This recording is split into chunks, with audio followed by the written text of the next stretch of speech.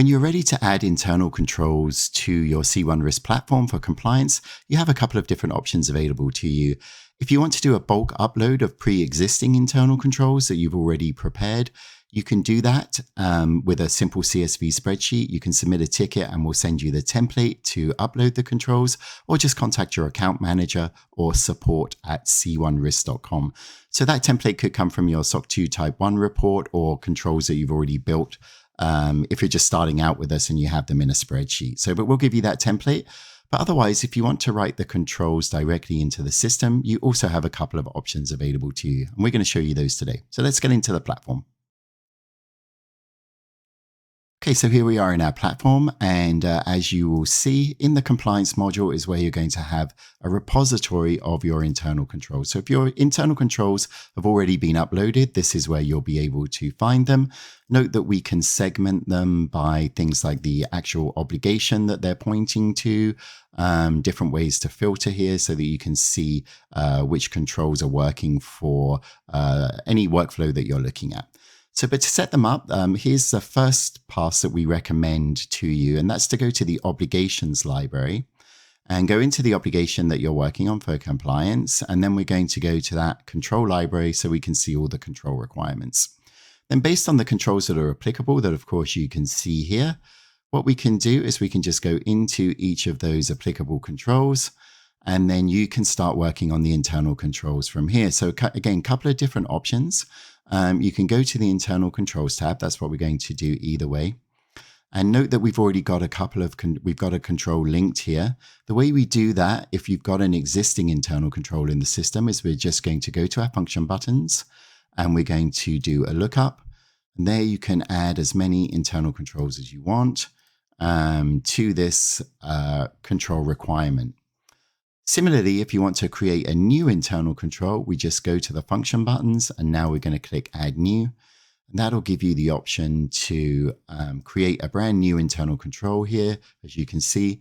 And then once you've created that, that control will also be linked here. So the great thing about doing this from the control library itself is any internal control you create or look up will automatically be connected to that control requirement. Now, let's say you want to map an internal control to multiple requirements. Well, then we would come to our internal control record. And we can either take a pre-existing internal control, or we can add a new internal control in here if we want to create a new one. And then once we've got that internal control in place, we're going to click into the record. Now we're going to go to the control library. And what we're going to do, back to our functions button, is we're going to go to lookup. And then we will search for the correct control requirement, this time from the standard or regulation that we're working from. And now we're just going to map that, or we can map multiples of these and apply that to this control. And so we always apply that one-to-many option for you in the C1Risk platform. This is a great way for you to really maximize efficiency when you're working on compliance in particular, but other workflows as well. Okay, so finally, here's a little cheat sheet way for you to create internal controls if you're just starting out. This is particularly good for ISO or some other regulations where you just kind of need to bulk create internal controls. So we can go to our obligation again. We're going to come back into our control library. And then we're going to do a filter using the filter button here. We're going to sort for all that are applicable, so we know what's in scope. Then we're just going to select all of those and we're going to do a copy to internal control. And what this is going to do is it's literally going to copy that control record to the internal controls. And then, so it'll appear in your repository here. So let's go ahead and do that. That'll just take a second to populate. Now we can go back into our internal controls and we can see it here. Now we can start actually working. We can go in and edit this and now make this internal control our own. So this is just a way of automatically connecting everything. And you'll see that this is actually connected to the control library automatically because we've done that copy. So those are the ways that you can connect internal controls. So again, just to touch back where we started, if you do have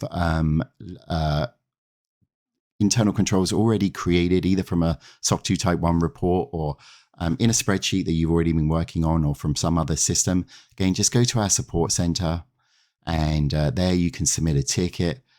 We'll send you the template to upload the controls, and then you can, and then we'll actually upload the controls for you. We have an SLA normally of 2 weeks maximum, but again, we can always escalate if you need those quicker. And during the deployment period, this is something that we'll discuss with you and make sure we do in an efficient manner. All right, so that concludes our training for today. Thank you very much.